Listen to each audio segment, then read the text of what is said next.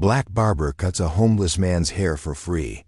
The billionaire watching from across the street was shocked. Philadelphia. Wednesday morning.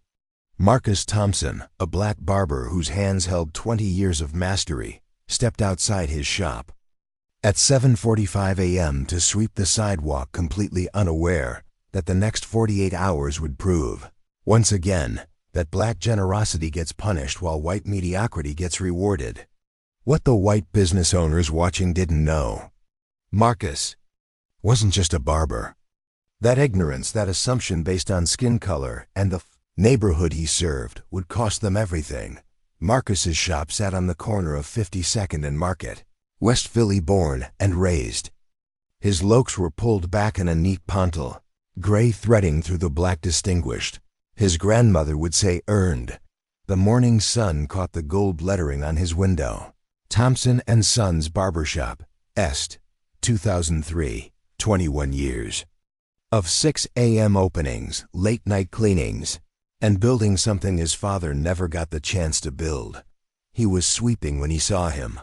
Old man, maybe 65, sitting against the vacant building across the street. Matted hair, beard down to his chest, clothes that had seen too many winters. But it was his eyes that caught Marcus, not empty, not gone, tired. The kind of tired Marcus recognized from his own mirror on bad days. Marcus had seen him before. Saw him every morning for the past 2 weeks. Watched other people cross the street to avoid him. Watched white joggers clutch their AirPods tighter. Watched that new coffee shop owner, the one who opened 3 months ago in the building that used to be Miss Johnson's corner store, literally step over him yesterday. Not today, Marcus muttered to himself. Not on his watch. He walked across the street, and the old man looked up. Black man, Marcus noted. Of course he was. Morning, sir, Marcus said, the same respect his father taught him to give every elder. My name's Marcus. I own the barbershop across the street. When's the last time you had a proper haircut? The man's eyes watered. Been a while, son. Been a while. Well, I got about 15 minutes before my first appointment.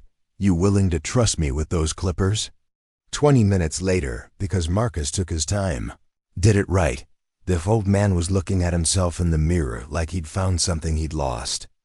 Marcus had lined him up clean, shaped the beard, even used the hot towel. Did it the way he'd do it for any paying customer. Better, maybe, because some things aren't about money. No charge, sir, Marcus said when the man reached for his pocket. You just take care of yourself, all right? The old man cried. Proper cried. Hugged Marcus like he was family. Marcus didn't know someone was watching from across the street. Didn't know someone was recording. Didn't know that act of basic human dignity, something black folks do every day in our communities, without cameras or credit, was about to change his life. But not the way you think, if you're a black person. Watching this, you already know where this is going, don't you? Because we do this all the time: feed people, cut hair, give rides, share what little we have, and somehow it always becomes a problem. How many times have you been generous and had it twisted into something suspicious? Drop a comment, but first, you need to hear what happened when that video went viral. CTA, number 1. Have you ever helped someone and had your kindness questioned because of your skin color? Comment your story below. This is a safe space. We see you. By noon, Marcus was elbow deep in a fade when his nephew Jerome burst through the door, phone in hand. Unc, you on TikTok? You viral? Marcus didn't even look up from his client's head. Boy, I'm 46 years old. I'm not on nobody's TikTok. Nah, for real. Somebody recorded you cutting that homeless man's hair this morning. It's got like 2 million views already. Marcus's hands paused. Just for a second. Because black people know, we all know that. Viral doesn't always mean good, not for us. Viral means scrutiny. Means people digging. Means waiting for the other shoe to drop. Let me see. The video was shaky but clear. Marcus leading the old man into his shop. The care in his hands as he worked. The man's face when he saw himself in the mirror. The hug that lasted a little too long because it needed to dot. The caption read, "Faith in humanity restored. Beautiful moment in Philly. 2 million views. 15,000 comments." Marcus handed the phone back, feeling something cold settle in his stomach. "Get back to school, Jerome. I got work." But Jerome was already scrolling. "Wunk. People talking about starting a GoFundMe for your shop. Saying you deserve." I said I got work. Marcus knew better than to hope. He'd lived 46 years black in America. He knew how this worked. Today they'd call him a hero. Tomorrow? Well, tomorrow they'd remember he was black, and heroes don't look like him. Not in their stories. He was right. Act 2. The ESCALATM. By 3 p.m., the video hit 5 million views. Local news was calling. Good Morning America's producer left a voicemail. Someone started a GoFundMe titled, "Help This Angel Barber," that raised $10,000 in 2 hours. Marcus was finishing up a shape-up when the first complaint came in. City inspector. White woman, maybe 30, clipboard in hand and that look on her face. That "I'm just doing my job" look that black business owners know means trouble. "Mr. Thompson, I'm here about a complaint regarding unlicensed services rendered on your premises." Marcus put down his clippers, wiped his hands on his apron real slow, giving himself time to code switch, to find that professional voice that might keep this from escalating. "I'm sorry, ma'am, I'm not sure what you mean. I'm licensed. Have been for 23 years. License is right there on the wall." She didn't even look. "We received a complaint that you provided services to an individual who was not a paying customer. That violates health code regulations regarding. I gave a homeless man a free haircut. Free services require different permits. Also, we have concerns about whether proper sanitation protocols were followed given the individual's condition." There it was, his condition. Like being homeless was a disease. Marcus felt his jaw tighten. Felt that old familiar anger rising, the kind his father warned him about. "Stay calm," Daddy used to say. "They waiting for you to get angry. Don't give them the excuse." "Ma'am, I sanitized everything. Same as I do for every client. Being poor doesn't make a person dirty. Nevertheless, I'll need to see your sanitation logs, business license." And his phone rang, the shop phone, then Jerome's cell, then Marcus's cell, all at once. The inspector looked annoyed. Marcus looked at the caller IDs. City Licensing Division, Health Department, Fire Marshal. "Excuse me," Marcus said, answering none of them. "But can I ask who filed this complaint?" "That's confidential." Of course it was. Here's what Marcus was thinking. What every black business owner thinks in these moments. Here we go. Do something good and they find a reason to tear you down. Can't just let us have this one thing. He'd had the talk with Jerome last year when his nephew wanted to open a sneaker store. Told him the truth their grandfather told him. They'll let you succeed until you make them uncomfortable. Then they'll find the rules you didn't know existed. How many of you just felt your blood pressure rise? That's recognition, isn't it? Or, if you've been successful and suddenly discovered regulations that never applied to the white business next door, what the inspector didn't see was the folder Marcus kept in his back office. The one? His lawyer, yes, he had a lawyer because black business owners learned it told him to maintain every license, every permit, every inspection report for the past 21 years, because Marcus knew. We all know. You have to be twice as good to get half as far. Loop 2.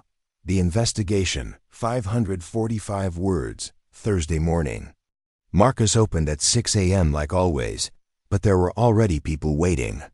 Not customers, 2 men in cheap suits, code enforcement. "Mr. Thompson, we need to conduct an immediate inspection of your premises. Can I see a warrant?" "We don't need a warrant for a business inspection." You can cooperate or we can shut you down while we get a court order. Marcus unlocked the door, pulling out his phone to record. He'd learned that from Philando Castile, from Sandra Bland, from every black person who learned too late that without proof, it's your word against theirs. They went through everything. Checked outlet covers, measured distances between chairs, tested water temperature, examined product labels, took photos of his walls, his floors, his ceiling tiles. Your fire extinguisher is 3 months past inspection. Marcus walked over, pointed to the inspection tag. That's next month's date. March 2025. The man squinted, made a note anyway. We'll verify that.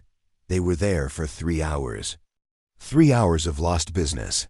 3 hours of customers texting, "What's going on?" 3 hours of Marcus maintaining calm while 2 white men with clipboards looked for any reason at all, to shut down what he'd built. Meanwhile, across the street, the new coffee shop, Brew Awakening, owned by a white couple from Boston who'd moved to revitalize the neighborhood, stayed open. Never mind that Marcus watched them dump grease in the alley last week. Never mind their permits were still pending 3 months after opening. Never mind they took over Miss Johnson's building and tripled the rent. But Marcus's fire extinguisher inspection date was a concern. By noon, the GoFundMe hit $50,000. By 2 p.m., 3 more city departments showed up: zoning board, business licensing, occupational safety. His barber chair, the one his father saved for 10 years to buy, was suddenly not ADA compliant. The vintage mirror his grandmother gave him was a potential safety hazard. The sign his son painted for Father's Day didn't meet current signage ordinances. 21 years. 21 years of passing inspections. But now, after going viral for helping someone, he was suddenly drowning in violations. Jerome stood in the corner, watching, learning the lesson Marcus hoped he'd never have to teach. "Wunk, this is crazy. They can't just—" "Yes, they can," Marcus said quietly. "They can, and they are, and you're watching exactly how they do it. Have you ever been so calm outside while screaming inside?" That's what Marcus was doing, performing peace while his life's work was being dissected by people who saw that video and felt something other than pride. They felt threat. What they didn't know, what none of them knew, was that Marcus wasn't just a barber who'd built a successful shop despite every obstacle. They didn't know about the acceptance letter in his desk drawer. Didn't know about the meetings he'd been having. Didn't know that his landlord, Mr. Chun, who'd watched Marcus build this business from nothing, had made him a promise. Hit like if these stories need to be told. Racism thrives in silence, but economic racism, that thrives in plain sight while they call it regulations. By Friday morning, the video had 20 million views. The GoFundMe? $175,000. And that's when the real attack started. The Nextdoor posts began popping up. The neighborhood Facebook group, the one that sprang up when white people started moving in, and suddenly community concerns meant something very different. Anyone else concerned about the sanitation issues at that barbershop on 52nd? I heard health inspectors found serious violations. Makes you wonder what else is going on there. My cousin said they saw drug deals happening outside. Not saying it's related to the barbershop, but always not saying, but saying it. Always just concerned, but concerned only about the black businesses that were there before they arrived. Then came the Fox News segment. While many are calling this barber a hero, questions are emerging about his business practices. City officials have opened multiple investigations into possible health code violations, raising concerns about whether this feel-good story is hiding a pattern of regulatory disregard. Regulatory disregard. That's what they called following every rule for 21 years until you help someone and they invent new rules. Marcus watched it in his shop, surrounded by clients who'd been coming to him for decades. Men who'd grown from boys in his chair. Fathers who brought sons who brought grandsons. They scared Unc, said Darius, his 4 p.m. appointment. You going viral for doing what we do every day, taking care of our own, and it's making them uncomfortable. Showing people that black excellence don't need their permission. But Darius didn't understand, not fully. Marcus wasn't just dealing with discomfort. He was dealing with economic violence. The landlord of the building, not Mr. Chun, but the new property management company that bought it last year, delivered an eviction notice Friday afternoon. Violation of lease terms. Conducting business that creates liability for property owner. 21 years. Rent paid on time every single month. Even during COVID when half the shops on the street closed. Even when his wife got sick and the hospital bills hit. Every single month. But now, after a viral video showing basic humanity, he was a liability. The white-owned businesses on his block? They started putting up signs.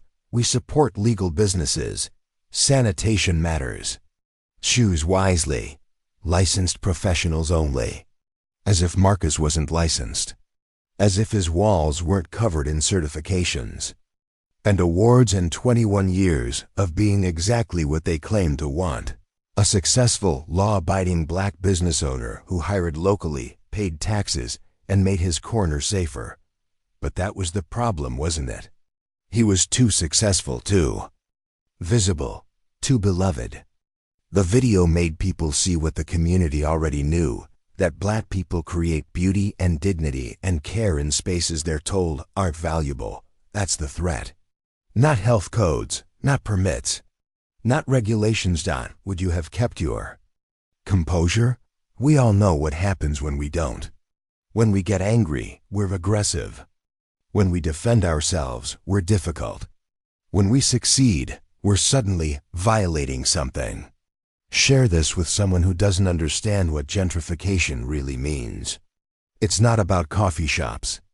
It's about making sure black people can't have nice things in their own neighborhoods. Saturday morning, Marcus arrived at his shop to find 30 people waiting outside. For a second, just a second, his heart dropped. More inspectors? Protesters? Then he saw the signs. We stand with Thompson and Sons. 20 years of service, 0 years of respect. You can't gentrify our heroes. His community had shown up. The black community that had been there long before the coffee shops and yoga studios. The families who'd lived in West Philly for generations. The people who remembered when this corner was a food desert and Marcus buying the building was celebrated. Not investigated. Sister Jenkins from the church was there, organizing. Deacon Williams. The kids from the youth center Marcus gave free back-to-school cuts to every August. The mothers whose sons he'd kept off corners by giving them jobs sweeping up, learning the trade, believing they were worth something. They not taking this from you, baby, Sister Jenkins said, hugging him tight, not without going through us first. By noon, the protest had grown to 200 people. The local news showed up Channel 6, then 10, then NBC 10. But so did the police. 6 squad cars for a peaceful protest.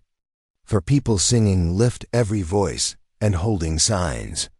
For a community protecting their own. Marcus watched the officers get out, hands on belts, faces set. Counted them.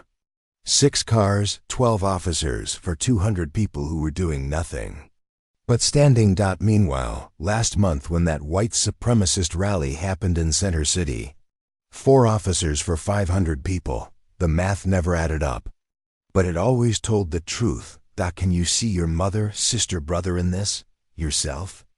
This is what happens when we dare to be excellent, visible, and unapologetic in spaces they've decided shouldn't be ours anymore.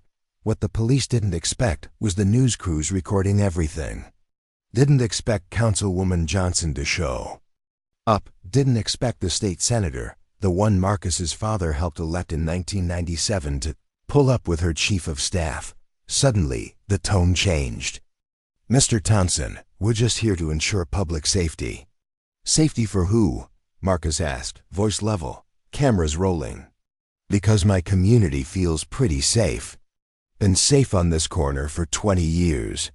Only time we felt unsafe was when you started.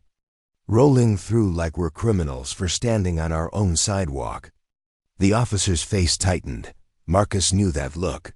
The look that said, "You're supposed to be grateful, compliant, quiet." But Marcus was done being quiet. You know what's interesting? He continued, aware of every camera, every phone recording. That coffee shop across the street violated 3 health codes. Last month. I know because I can see into their kitchen from my window. I saw the grease, saw the pest problem. Even called it in. Nobody showed up. But I give 1 free haircut and I get 12 inspectors in 3 days. Make it make sense. The silence was loud. Comment what you think happens when they find out the truth. When they realize who Marcus Thompson really is. Because that guff and me hitting $175,000, that was just people seeing a kind barber. Wait until they find out what he built with his own hands. Monday morning, Marcus received 3 letters. First, final notice of lease termination. 30 days to vacate. Second, business license under review pending investigation outcomes. Third, IRS audit notification. That last one made him laugh. The kind of laugh that's either that or scream. IRS, he said to his wife Shanice that night. 21 years of paying every dollar, taking every deduction legally, keeping every receipt like it's the Bible, and now they want to audit me. Shanice held his hand across their kitchen table. The table they bought from the same second-hand store where they got their first couch. The table that survived raising 3 kids, hosting every holiday, holding every crisis. They're scared. Baby, she said. That video showed people who you really are, and they can't stand it. Can't stand that you're successful, that you're loved, that you're everything they said we couldn't be. I'm tired, Shanice. Tired of fighting for the right to exist in a space I built. Built from nothing. From sweat and hope and daddy's old clippers. I know you are. We all are. But you know what Mama used to say? Being tired don't mean you stop. They said together. The GoFundMe hit $250,000. People from across the country sending money, sending support, sending love. White people, too, the ones who saw the video and saw humanity, not threat. The ones who understood that good people exist in all colors, and maybe, just maybe, the system attacking Marcus was the problem. But money doesn't fight evictions, doesn't stop IRS audits, doesn't erase pending investigations from business licenses. Tuesday, Marcus showed up to his shop to find a new lock on the door. No notice. No warning. Just a new lock and a paper taped to the window. Premises closed pending investigation outcomes. 21 years of keys that no longer worked. He stood there on his sidewalk, the one he'd swept, every morning for 2 decades and felt something break. Not his spirit, not his resolve, but that last piece of hope that doing everything right would matter. A black man can follow every rule, pay every bill, build something beautiful, help his community, love his family, and still, though, find a way to take it. This is what they do, Jerome said, standing beside him. 18 years old and learning the lesson too early. Keep us from owning anything real, anything permanent, anything we can pass down. Marcus looked at his nephew. Saw his father's eyes in that young face. Saw his grandfather's jaw. Saw generations of black men who'd built and been broken and built. Again, you think I'm done? Marcus asked. I think they're trying to make you be done. Then they don't know who they're dealing with. When was the last time you had to prove you deserve to exist in a space you created? Marcus was about to remind them that black excellence isn't permission-based. It's inheritance, because what they didn't know, what the inspectors and the landlord and the coffee shop owners and the next-door concern trollers didn't know was that Marcus Thompson wasn't just a barber. He was the son of Marcus Thompson Sr., who marched with Cecil B. Moore for school desegregation. He was the grandson of James Thompson, who bought his freedom and built the first black-owned barbershop in Philadelphia in 1889. And he wasn't just a barber. Wednesday morning, Marcus got a call from Mr. Chun. "Marcus, we need to talk. Come to my office." David Chun owned 15 buildings in West Philly. Had been there longer than Marcus had been alive. Watched the neighborhood change 3 times white flight in the 70s, decay in the 80s and 90s, now gentrification in the 2020s. "The property management company that bought your building," Mr. Chun said, closing his office door. "They've been calling me, asking about you, about whether I'd be willing to testify about pattern of behavior. What did you tell them?" Mr. Chun smiled, small, sad. "I told them Marcus Thompson is one of 3 people in this entire neighborhood I'd trust with my life. You, Pastor Williams, and Mrs. Jackson from the library. That's it. That why you called me here? To tell me someone else thinks I'm a problem?" "No, I called you here to tell you I found out who's behind this, who filed the first complaint, who started the investigation." Marcus waited. "Richard Sullivan. Owns Brew Awakening. But more than that, he owns the development group that's been buying up this whole corridor. They want to turn it into a artisan district," his words. "They've already bought 8 buildings. Need 4 more for their investor pitch to go through. Let me guess. My building is one of the 4. Your building is the centerpiece. Corner lot. Historic registry. But they can't buy it while you have the lease. And your lease, because I wrote it back when I still owned the building, doesn't expire for another 9 years. Marcus felt his jaw tighten, so they're trying to break it. They're trying to make you break. Make you leave. Make it look like you're the problem so they can void the lease and push you out. Then they gentrify the whole corner. Your shop becomes a Starbucks. The church becomes condos. The youth center becomes a gym. This is about real estate. It's always about real estate. And about making sure people like you don't own anything they want." Marcus sat back in his chair, pieces clicking together. The immediate investigations after going viral. The coordinated attacks on Nextdoor and Facebook. The eviction notice. The IRS audit that probably wasn't even Sullivan, just unfortunate timing, but it fit the pattern. They weren't attacking him for helping a homeless man.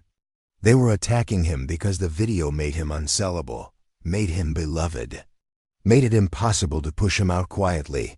Gentrification doesn't work when the community knows your name. "There's more," Mr. Chun said. "I did some digging. Called in some favors. Marcus, do you know who was sitting in that coffee shop the morning you cut that man's hair? Who was watching from the window?" Marcus shook his head. "Richard Sullivan. He saw you, saw the homeless man.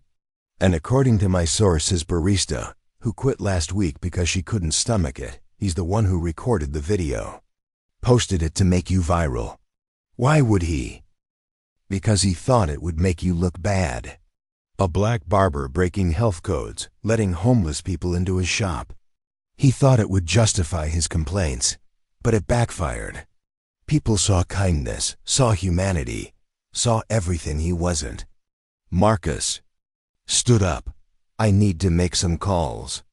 "Marcus," Mr. Chun, with respect, "you told me what I needed to know. Now I need to make some calls. Because Marcus Thompson wasn't just a barber, and it was time everyone learned exactly what that meant." Thursday morning, Marcus called a press conference not at his shop. They'd changed the locks. At the steps of City Hall, cameras from every major outlet, the community behind him. Sister Jenkins, Councilwoman Johnson, State Senator, the NAACP, the Black Business Alliance, and his lawyer. Thomas Bradley Jr., partner at Bradley & Associates, the same law firm that won the discrimination case against the Philadelphia Police Department. Marcus stepped to the microphone, dressed in a suit his father would have been proud of. Clean cut, clean shave, looking every bit the professional he'd always been. "My name is Marcus Anthony Thompson. Some of you know me from a video that went viral last week. But let me tell you who I really am. I'm a third-generation barber. My grandfather, James Thompson, opened the first black-owned barbershop in Philadelphia in 1889. He bought his freedom, bought his shop, and created a legacy. My father, Marcus Thompson Sr., expanded that legacy, marched for civil rights, fought for fair housing, built 3 more shops before he passed. I own Thompson & Sons Barbershop. But I also own the building it's in, and the building next to it, and the 3 buildings on the opposite corner. A ripple went through the crowd. The camera zoomed tighter. That's right. I own 5 buildings in West Philly. Bought them over 20 years with money I earned standing on my feet 12 hours a day. Buildings nobody else wanted when the neighborhood was dangerous. But now they're valuable. Now they're being targeted. I also sit on the board of the Philadelphia Small Business Coalition. I'm a member of the Mayor's Economic Development Advisory Council. I've mentored 63 young people into business ownership. And I have a bachelor's degree in business administration from Temple University and an MBA from Penn paid for by cutting hair 16 hours a day while going to school at night. Marcus pulled out a folder. In this folder is every inspection report from the past 21 years, every license, every permit, every tax return. All clean, all documented, all legal. Also in this folder is the proof of who filed the first complaint against me, who coordinated the investigations, who's been buying up my neighborhood and trying to force me out. Richard Sullivan, owner of Brew Awakening. More importantly, owner of Sullivan Development Group, which has been systematically buying properties in West Philly to revitalize the neighborhood, which is code for remove the black people who built it. The cameras swiveled toward the back of the crowd. Richard Sullivan, who'd been standing in the back, watching, went pale. Mr. Sullivan recorded the video of me helping a homeless man. He posted it, thinking it would make me look bad, thinking it would justify shutting me down, but it backfired. People saw what my community has always known, that black people take care of our own, that we build beautiful things, that we deserve dignity. Have you ever seen a racist face consequences in real time? How did it feel? This is what accountability looks like. Comment below. And now Mr. Sullivan is about to learn what happens when you try to erase people who refuse to be erased. Marcus's lawyer stepped forward. We're filing a federal lawsuit against Richard Sullivan and Sullivan Development Group for conspiracy to violate Fair Housing Act protections, business interference, defamation, and civil rights violations. We're seeking $15 million in damages. The press erupted with questions, but Marcus wasn't done. The GoFundMe that people started? That hit $285,000. I'm donating every penny to create the James Thompson Small Business Defense Fund for every other black business owner in Philadelphia facing what I faced. Free legal representation, documentation support, whatever they need. To fight back, Councilwoman Johnson stepped up. The city is launching a full investigation into how these inspections were coordinated and whether any officials took bribes or showed favoritism. We're also reviewing every permit Sullivan Development received. Within 4 hours, Sullivan Development Group lost 3 major investors. The press coverage was damning. The emails Marcus's lawyer had obtained showing Sullivan coordinating with the property management company were published in the Philadelphia Inquirer. Richard Sullivan issued a statement. I deeply regret any misunderstanding. I've always respected the community and look forward to learning and growing from this experience. The barista who quit posted screenshots of Sullivan calling Marcus that problematic barber who doesn't know his place and saying he'd clean up the neighborhood one complaint at a time. The screenshots went viral. By end of day, Sullivan's coffee shop had 31-star reviews. His development group's website crashed from traffic. 4 businesses pulled out of his artisan district project. The property management company mutually agreed to terminate their relationship with Sullivan Development, and the city's investigation found that Sullivan had made donations to 3 inspectors' retirement funds right before Marcus's investigation started. If you're feeling that satisfaction, that finally consequences, hit that like button. Share this. Let the world see racism has a price tag. Let them see economic racism has receipts. Marcus Thompson wasn't just a barber. He was a community pillar, a business owner, an educated man who'd built an empire one haircut at a time. And he just reminded everyone that black excellence doesn't need permission. It just needs to be left alone to thrive. The lawsuit dragged Sullivan through hell. Discovery revealed he'd tried the same tactics against 4 other black businesses. The Vietnamese restaurant that wouldn't sell, the black-owned bookstore on his target block, the Puerto Rican corner store that had been there 40 years. Every business owner joined the lawsuit. Sullivan's attempted apology to a tearful Facebook video about learning and listening was met with the screenshots of him calling the neighborhood ghetto and saying he wanted to bring in better elements. His wife filed for divorce. His investors demanded he step down. His mother, according to the Inquirer, told reporters she didn't raise him to be this person, but clearly she'd failed somewhere. The city investigation found 3 inspectors had accepted gifts from Sullivan. All 3 were fired. Criminal charges pending. Sullivan Development Group declared bankruptcy within 6 months. Richard Sullivan last worked at a mattress store in Delaware County. His LinkedIn still said entrepreneur. But the real consequences went deeper. The city passed the Thompson Protection Act, legislation preventing coordinated complaints against businesses without documented evidence, required all inspection complaints to be public record, created an ombudsman office for small businesses facing regulatory harassment. Marcus's buildings? He turned 2 of them into affordable commercial spaces for black-owned businesses. Below market rent.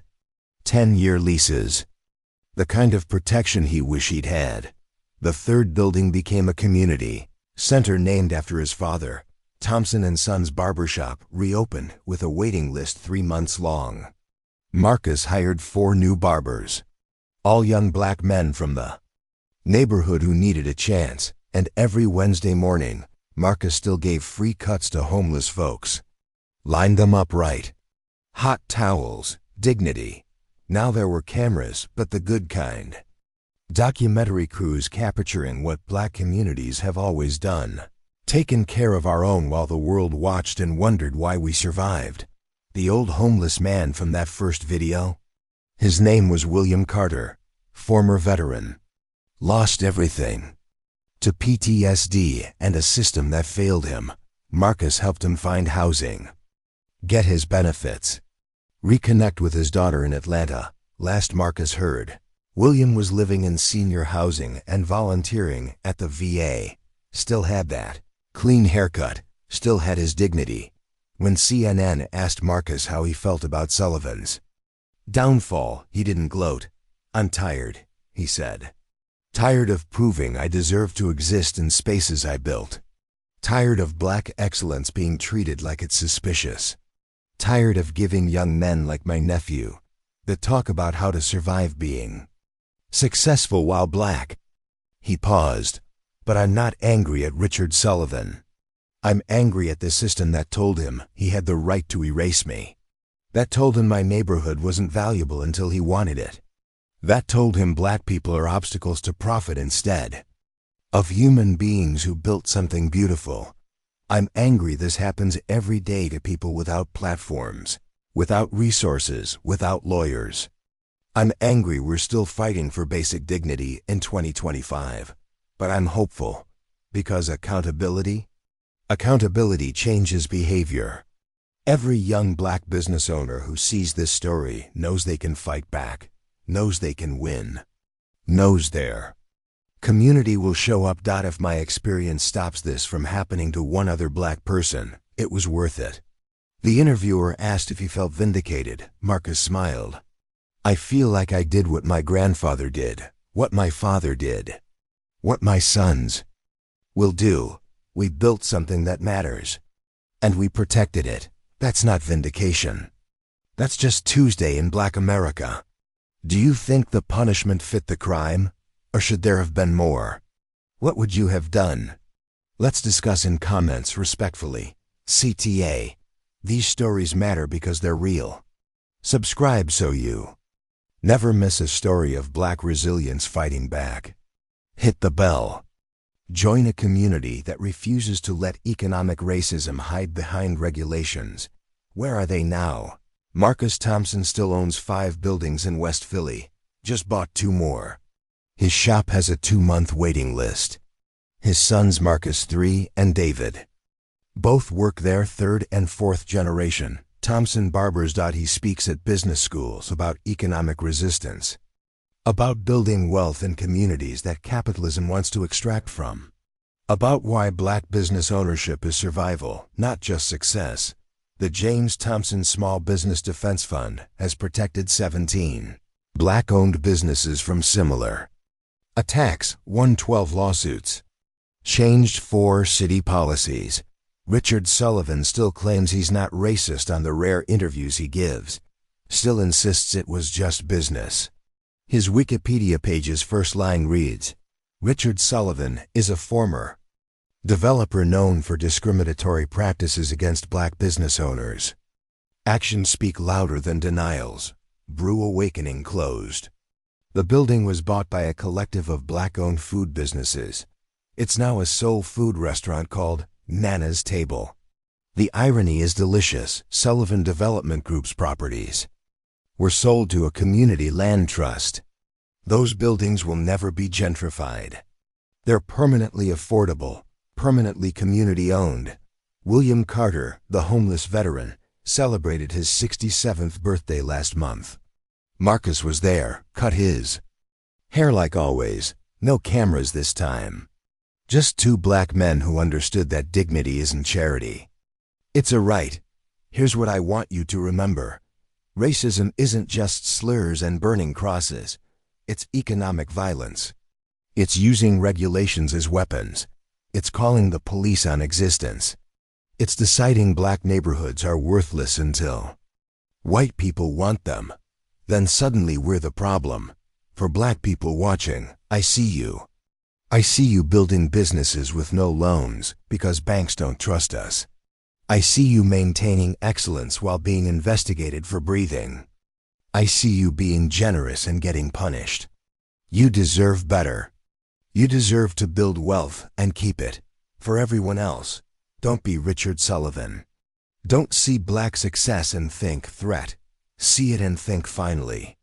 Be the ally who speaks up, who records, who shows up when the community needs you, because underestimating Black people, thinking you can take what we built, that's a mistake you can't afford to make, not anymore.